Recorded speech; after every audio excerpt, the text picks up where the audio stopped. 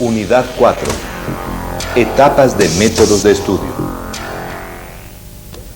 En esta etapa, número 4, comenzamos con el tema esencial que nos reunió en este curso, que es método de estudio.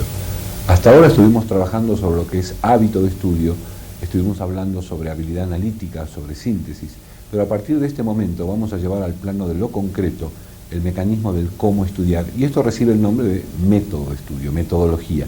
La palabra método etimológicamente es sinónimo de la palabra camino. Tener un método, seguir un método, es seguir un camino. Por eso lo que te vamos a proponer a través de estos pasos siguientes es la incorporación de una conducta con el libro. Saber cómo estudiar es simplemente llevar una línea secuencial de pasos para incorporar un tema. Esto es lo que llamamos en realidad método de estudio. ¿Cómo estudiar? En realidad vamos a dividir este camino que iniciamos ahora en 6 pasos o 6 etapas de método de estudio. Vamos a hablar entonces de lo que significa o cuál es el nombre de cada uno de los pasos que integra lo que llamamos método de estudio. Las etapas en métodos de estudio son 6. La primera de ellas, prelectura. La etapa número 2 la llamamos lectura analítica. La etapa número 3 recibe el nombre de lectura de revisión o cotejo. La etapa número 4 se llama repetición activa. La etapa número 5 recibe el nombre de memorización.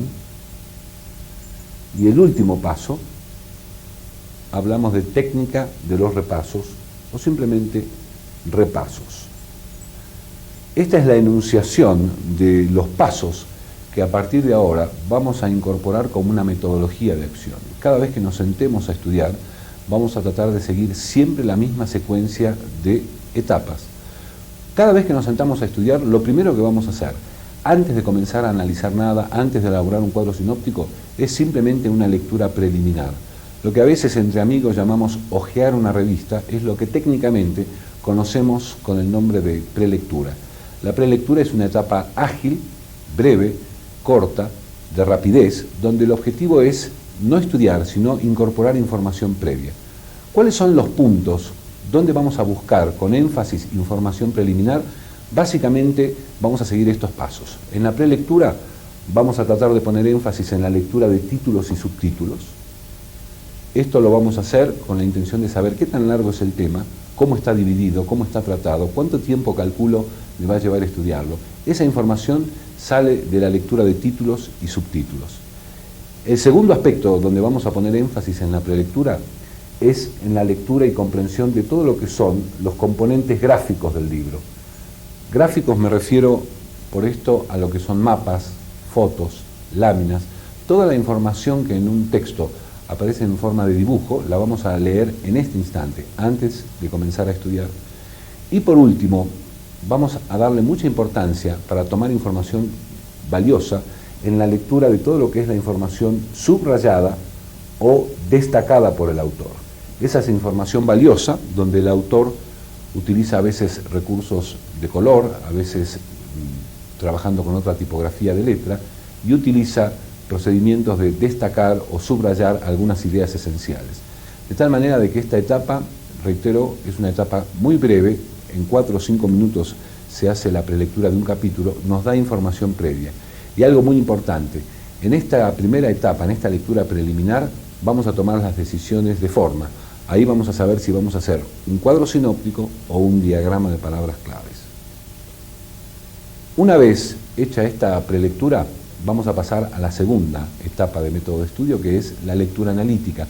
Esto es lo que estuvimos practicando durante el curso, es la lectura profunda, es la lectura pensando, separando ideas, valorando, y la consecuencia de este proceso, la lectura analítica, es el gráfico que nos va a acompañar durante todo este proceso metodológico.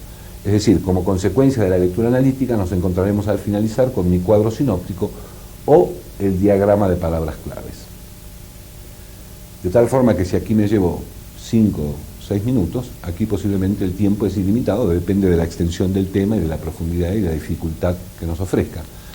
Una vez que yo terminé de hacer mi lectura de análisis, una vez que yo ya elaboré mi cuadro, paso a la tercera etapa del método de estudio, que es lectura de revisión o cotejo. Esto significa, en términos sencillos, volver a leer el tema otra vez completo, pero ya no con una finalidad analítica, sino esencialmente con una finalidad de corrección, de revisión.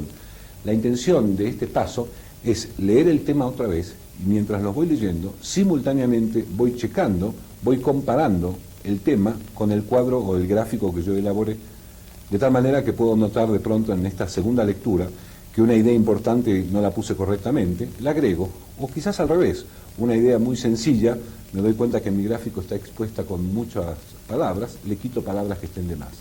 Es decir, que en última instancia hablamos de método de estudio como un proceso donde hace falta 3 lecturas en un tema de estudio, pero con 3 objetivos diferentes. La primera, la prelectura, es la lectura previa, preliminar, la información genérica. El segundo paso esencial es el estudio en sí, le llamamos lectura analítica, donde yo voy leyendo, analizando y elaborando mi gráfico. Y la tercera lectura del tema es una lectura con una finalidad de chequeo, una finalidad de revisión para corregir, mejorar, agregar o quitar ideas de mi cuadro sinóptico. Una vez llegado a este punto, ya hemos estado en contacto con el tema de estudio en 3 lecturas diferentes. Una con una finalidad preliminar, la otra con una finalidad analítica, donde elaboramos el cuadro sinóptico o el diagrama, y la otra es la lectura de revisión. Llegado a este punto, vamos a pasar a confirmar el proceso de estudio, saber si realmente el tema lo sé o no. ¿Cómo lo puedo comprobar? En un paso fundamental en metodología que se llama repetición activa.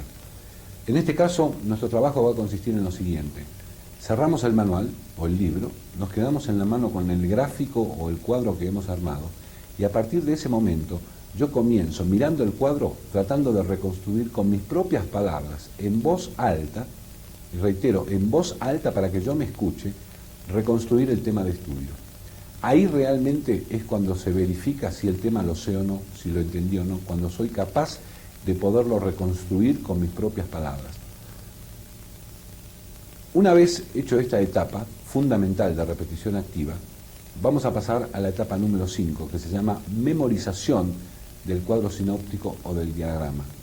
Si tú estás siguiendo también nuestro curso de memoria en video, sabrás que las técnicas de memoria se basan en el desarrollo de la asociación o del pensamiento asociativo. La memoria significa, o memorización, significa la habilidad de memorizar estrictamente el cuadro sinóptico o el diagrama de palabras claves. En el manual que acompaña este video encontrarás algunos ejemplos de cómo, una vez hecha la repetición activa, se memoriza el cuadro sinóptico o el diagrama de palabras claves. Y por último, llegamos al paso número 6, se le llama técnica de los repasos. Generalmente el alumno ya sabe lo que es un repaso, nosotros quisiéramos poner énfasis en el aspecto de cuándo hay que hacerse esos repasos. El primer repaso es el que fija la información y ese repaso, el primero, debe hacerse durante las primeras 8 horas de haber estudiado un tema. Esto es importante que uno lo registre porque normalmente muchos de los alumnos siempre esperan a repasar para el día anterior al examen. Ahora, como parte de una metodología, nos vamos a acostumbrar a que el mismo día que estudiamos, ese mismo día hacemos el repaso. ¿En qué consiste hacer un repaso? Simplemente sin consultar el libro, pero sin consultar tampoco ni el cuadro sinóptico ni el diagrama. Es comenzar a hablar en voz alta sobre el tema para saber si realmente provocó o dejó huella en cada uno de nosotros. Esta explicación de los pasos de método de estudio intentan incorporar una conducta con el libro, saber cuando nos sentamos a estudiar qué pasos vamos a seguir para que el aprendizaje se convierta en realidad. Y como toda modificación de conducta, requiere, en este caso, de tu constancia y tu perseverancia para repetir y repetir una conducta. La primera vez seguramente que te sientes a estudiar y sigas estos pasos vas a encontrar alguna dificultad, quizás algún inconveniente mayor o menor, pero en la medida en que lo repitas 1, 2, 100 y 1000 veces, vas a incorporarte a la legión de alumnos que ya cuando estudian no lo hacen de manera intuitiva, sino que lo hacen metodológicamente. En este caso, te deseamos suerte y esperemos contar con tu participación más activa más adelante. Estamos llegando al final de nuestras etapas de método de estudio Y a modo de resumen en general sobre todo lo que hemos visto en este curso, quisiera enfatizar algunos puntos que me parecen esenciales. El primero de ellos es que la actividad del estudio se integra con dos aspectos básicos: hábito y método de estudio. De tal manera de que tu esfuerzo tiene que estar dirigido a partir de este momento hacia la incorporación de los elementos que vimos durante el curso. Por un lado, incorporar hábitos, y eso se logra esencialmente estudiando con frecuencia. Siempre debemos tener en cuenta de que el estudio, como lo planteamos en el curso, es una destreza técnica. Y reitero que no hay destreza si no hay un entrenamiento que le dé soporte. Por ese motivo, te pedimos que a partir de ahora ya no vuelvas hacia atrás, que no estudies como antes, que te guíes por los pasos que hemos indicado aquí, y seguramente en muy poco tiempo encontrarás una satisfacción total en lo que es metodología de estudio. Nos vemos en una próxima ocasión. Unidad 4. Etapas de métodos de estudio. Prelectura. Lectura analítica. Lectura de revisión o cotejo. Repetición activa. Memorización. Repaso. En la prelectura debemos tener una lectura preliminar que debe ser breve, ágil y durar corto tiempo. También tenemos que revisar títulos, subtítulos y gráficos. Dentro de los gráficos tendríamos mapas, láminas, fotos y dibujos. Asimismo, en la prelectura, leer subrayados y destacados. Lectura analítica. Esta debe ser una lectura profunda y razonada. Con ello, una elaboración de cuadro sinóptico o diagrama de palabras clave. En la lectura de revisión o cotejo, tendremos una segunda lectura completa del tema. Esto tiene el objetivo de corregir o mejorar, y aquí podemos realizar nuevamente un cuadro o diagrama. Repetición activa. Aquí tendremos la oportunidad de verificar lo estudiado y hacer una reconstrucción en voz alta. Al realizar esta reconstrucción en voz alta, lo haremos consultando cuadro sinóptico o diagrama. Memorización. Aquí aplicamos las reglas de mnemotecnia. Repaso. Este debe realizarse antes de 8 horas y el primer repaso debemos hacerlo en voz alta. Asimismo, en este aspecto de repaso, debemos hacerlo sin consultar cuadro o diagrama.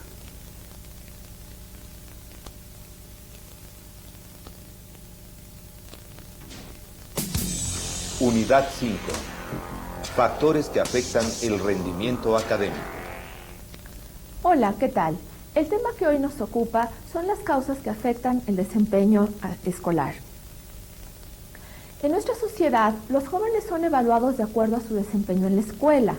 Tradicionalmente, se ha relacionado la habilidad para aprender con una ejecución académica favorable.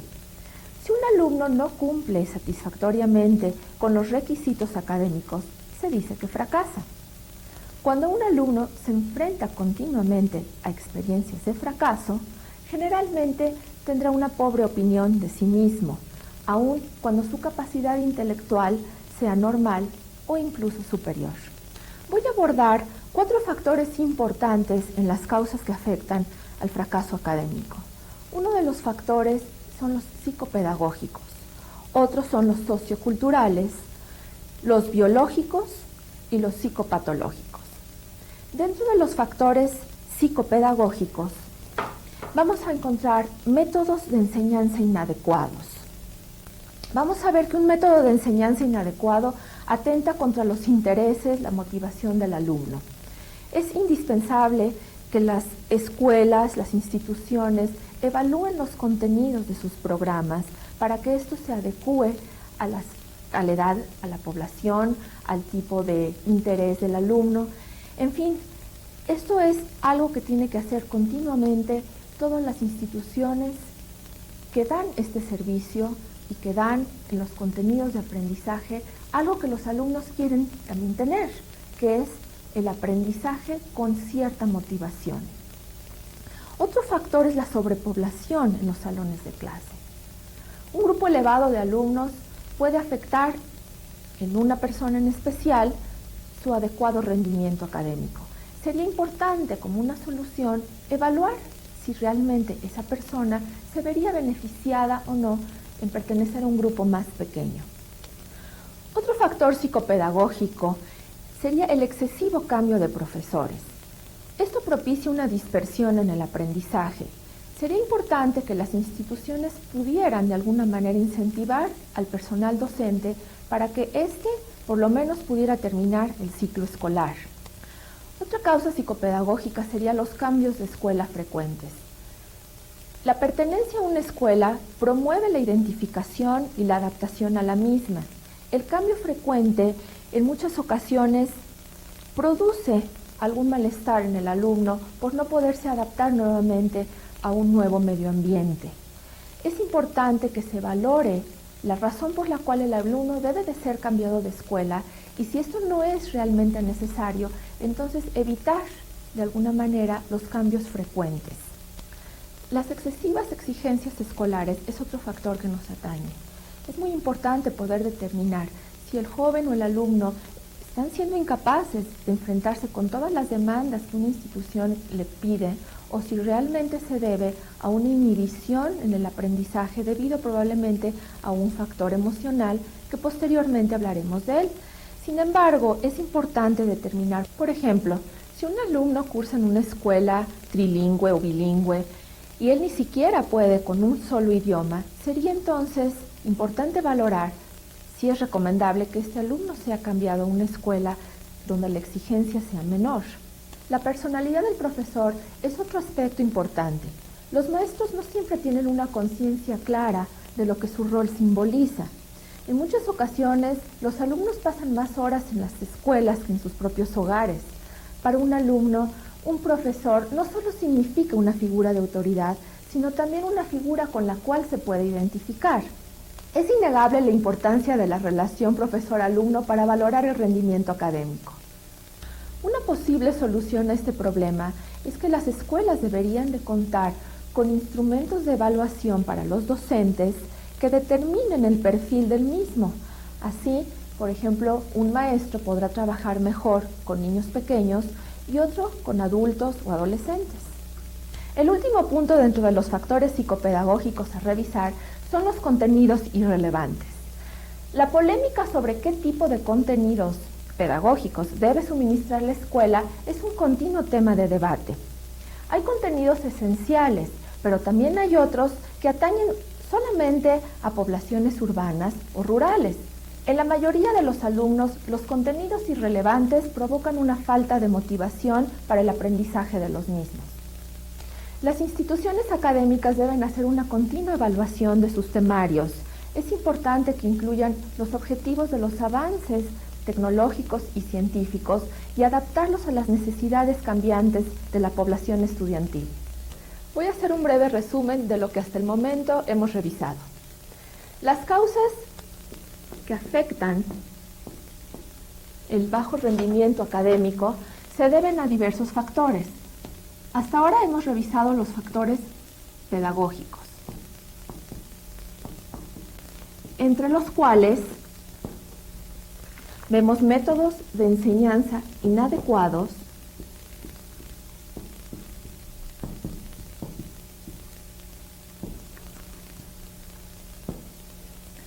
sobrepoblación en los salones de clase,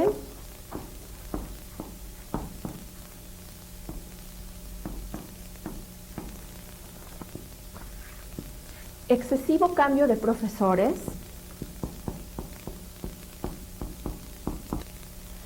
cambios frecuentes de colegio,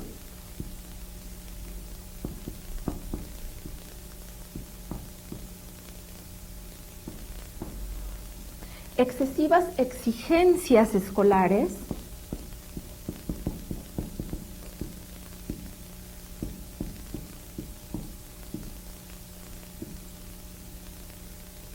la personalidad del profesor,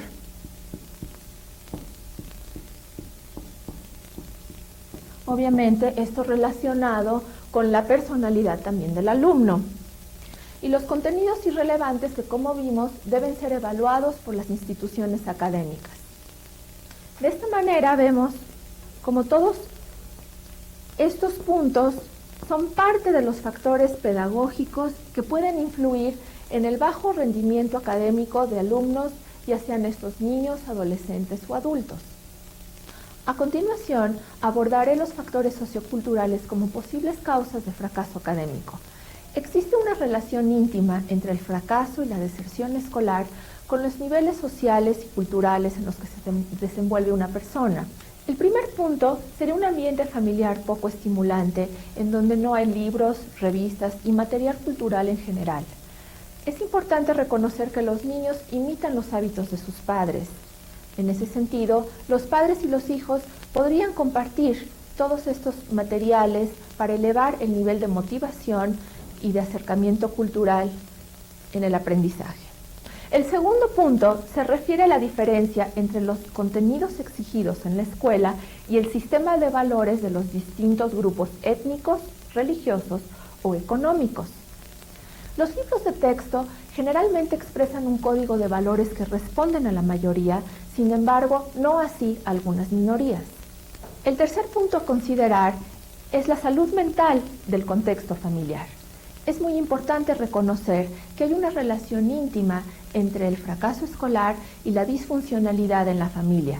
Divorcios, problemas económicos, problemas matrimoniales, dan en sí un nivel de ansiedad y conflictividad que repercuten en el desarrollo académico de un niño o de un joven.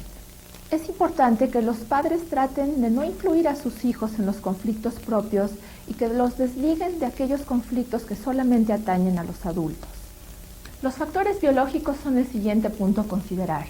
Se consideran trastornos físicos y orgánicos a todos aquellos trastornos que interfieren con el adecuado aprendizaje escolar. Veamos. Los factores físicos están divididos en trastornos sensoriales y trastornos fisiológicos. Los trastornos sensoriales se refieren a aquellos que están relacionados con los órganos de los sentidos. Así, por ejemplo, si la visión o la audición están afectadas, vamos a ver un déficit en el aprovechamiento académico. Es en este sentido la importancia de acudir a un especialista que tome una audiometría o un examen de la vista cuando exista la sospecha de un déficit en la audición o la visión. Los factores fisiológicos se refieren a aquellas enfermedades clínicamente constatables en las que es necesario que una persona ingrese al hospital por cirugías o una ingesta de medicamentos. Evidentemente, esta situación va a provocar un déficit en el rendimiento escolar. Existen otras enfermedades como la epilepsia, la diabetes, las cardiopatías, las neuroinfecciones como la meningitis, que obviamente van a estar también interfiriendo con el rendimiento normal y adecuado de un alumno. Existen algunos trastornos de tipo subclínico, como por ejemplo la dieta inadecuada, que desafortunadamente al no ser diagnosticada no es posible combatir sus efectos. Se reconoce que el aporte proteínico y vitamínico está estrechamente relacionado con el aprovechamiento académico. Ante cualquier tipo de enfermedad, lo más importante es que el niño o el joven restablezca su salud consultando a su médico. Ahora bien, continuemos con los trastornos neurofuncionales. Con este tipo de trastornos nos referimos básicamente a una disfunción del sistema nervioso central. La mayoría de los niños y adolescentes presentan estructuras cerebrales normales, pero con un déficit en su funcionalidad que se traduce en diversos trastornos del aprendizaje. Ante la sospecha de un trastorno neurológico, es muy importante acudir al neurólogo. Enseguida continuaremos hablando acerca de otros factores importantísimos en el fracaso académico. Estos son los factores psicopatológicos. Un alto porcentaje de los casos de fracaso escolar son debidos a factores emocionales. Los componentes psicopatológicos pasan desapercibidos o son inclusive tolerados o fomentados por la familia. Generalmente, solo cuando las alteraciones emocionales interfieren en el rendimiento académico es cuando el niño o el adolescente acude a consulta. Los factores emocionales tienen una injerencia directa en el fracaso escolar, como es el caso de la depresión, que produce una dificultad en la concentración y lentifica las funciones intelectuales. En otras ocasiones, la persistencia del fracaso académico produce un sentimiento de pérdida de seguridad y de autoestima. En muchas ocasiones no se pueden deslindar una de la otra y es difícil determinar qué provocó qué. Los factores psicopatológicos que pueden producir fracaso escolar son muy variados. Mencionaré algunos ejemplos.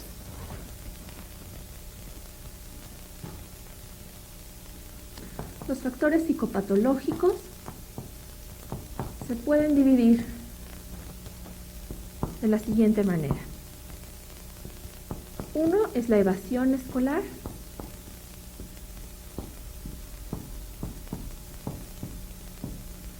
Otro son los trastornos depresivos. Los siguientes son los trastornos de la personalidad. Y finalmente, vamos a hablar de los estresores psicosociales.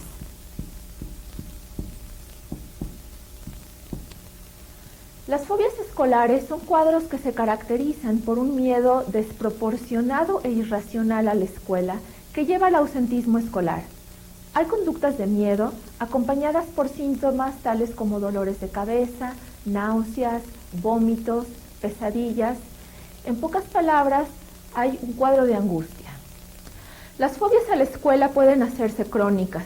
En este caso observamos que el vínculo madre-hijo puede estar estrechamente alterado. Por ejemplo, una madre puede mandarle el mensaje a su hijo de que es él quien tiene que sacarla de una situación empobrecida. Toda la expectativa se le puede colocar al joven, siendo esto una situación muy difícil para el joven de sobrellevar. Otro ejemplo que podemos observar es cuando la madre manda mensajes ambivalentes a su hijo. Por ejemplo, le dice que vaya a la escuela, que sociabilice, que juegue, que estudie, que aprenda. Y por otro lado le dice, yo me quedo muy solita. En este sentido, el alumno se va a la escuela con las indicaciones de la madre, pero también con el otro mensaje, con un sentimiento de culpa en el cual él vive que realmente el ir a la escuela es equivalente a que la madre se quede sola. Y con ese doble mensaje, el niño acude a la escuela. Por un lado tiene que aprender y por otro lado tiene en mente que su madre realmente se queda sola. Equipara el progreso académico con la soledad de su madre. La desadaptación escolar puede deberse también a otros factores inherentes a la escuela, como sería, por ejemplo, la personalidad del maestro, algunas situaciones características de la institución y otros problemas como estresores psicosociales inherentes o ajenos al alumno. Las principales características de la desadaptación escolar suelen ser el aburrimiento y el desinterés hacia los contenidos y las relaciones interpersonales. También podemos observar problemas de conducta tales como agresividad o aislamiento. Asimismo, hay una inseguridad personal y una pérdida de la autoestima manifestada por una incapacidad para enfrentar los desafíos propios de la escuela. Existe una diferencia entre desadaptación escolar y fobias, ya que en la desadaptación escolar no suele existir un rechazo activo como sucede en las fobias. El siguiente factor a considerar son los trastornos depresivos. En décadas pasadas, la depresión en la infancia y en la adolescencia era cuestionada. Hoy, sin duda alguna, queda totalmente constatada como una entidad nosológica o patológica.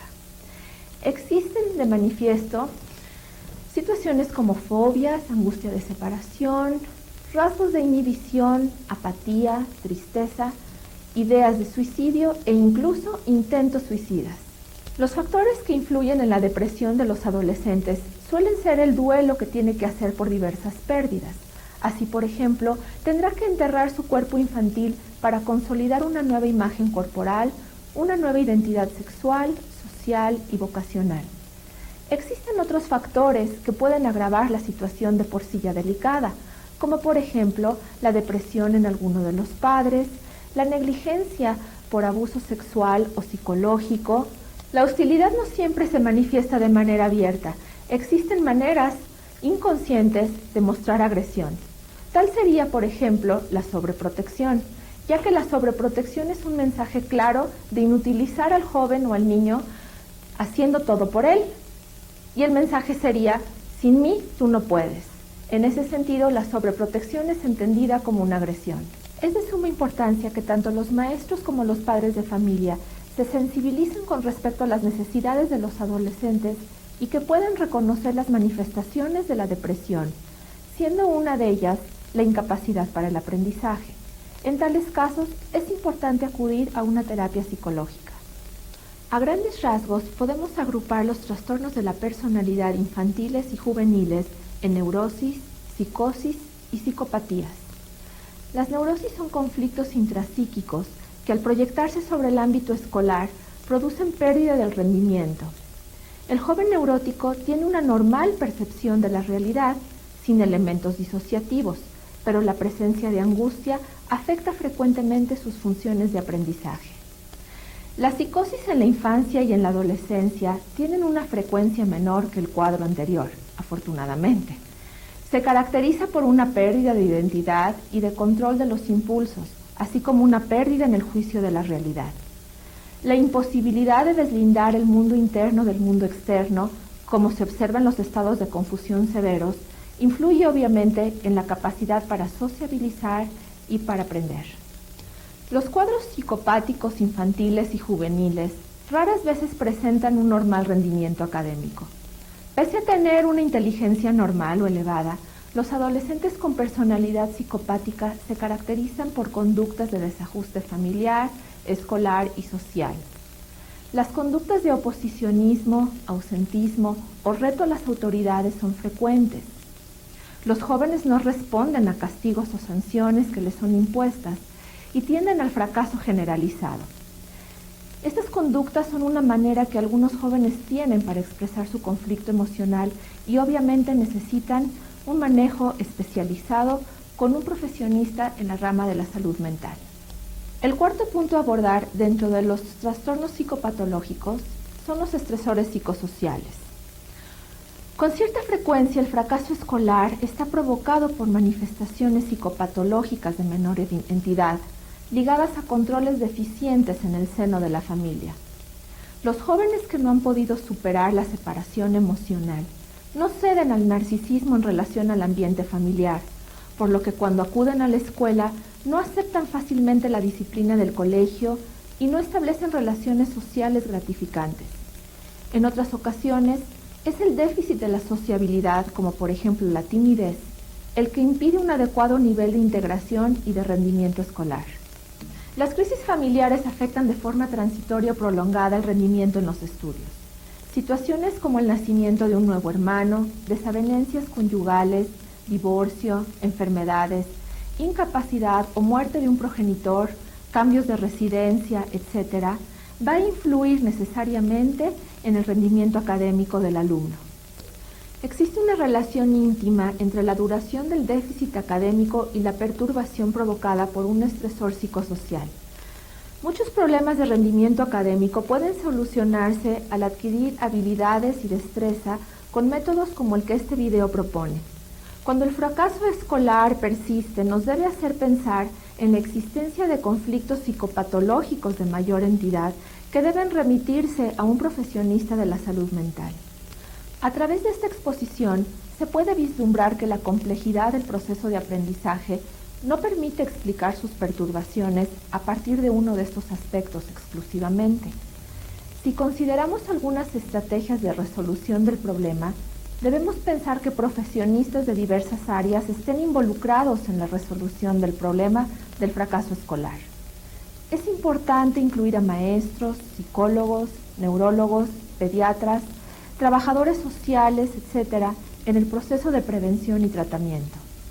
Cuando un alumno se enfrenta recurrentemente a situaciones de fracaso escolar, desarrolla una pobre autoestima, generándose posteriormente complicaciones que repercuten en un inadecuado ajuste socioemocional. Independientemente de la causa que pueda provocar el bajo rendimiento académico, la práctica de los métodos que se aprenden con los cursos ILBEM permitirán dar una solución eficaz a situaciones relacionadas con el fracaso académico. Los invitamos a que las practiquen. Unidad 5. Factores que afectan el rendimiento académico. factores pedagógicos, factores socioculturales, factores biológicos, factores psicopatológicos.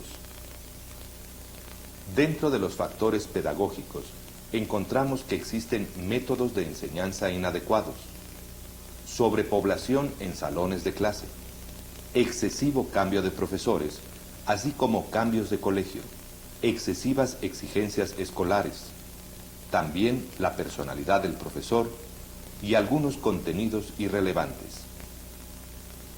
En los factores socioculturales podemos destacar un ambiente familiar poco estimulante, desfasaje entre contenido en escuela y valores en casa, así como salud mental del contexto familiar. En los factores biológicos mencionaremos los desórdenes físicos. Estos podrían ser trastornos sensoriales, como son el oído y la vista, o trastornos fisiológicos. Asimismo, dentro de los factores biológicos, podemos mencionar los desórdenes neurofuncionales. Factores psicopatológicos. Estos incluyen conductas de evasión escolar, también trastornos de la personalidad, asimismo, estresores psicosociales y, por último, trastornos depresivos.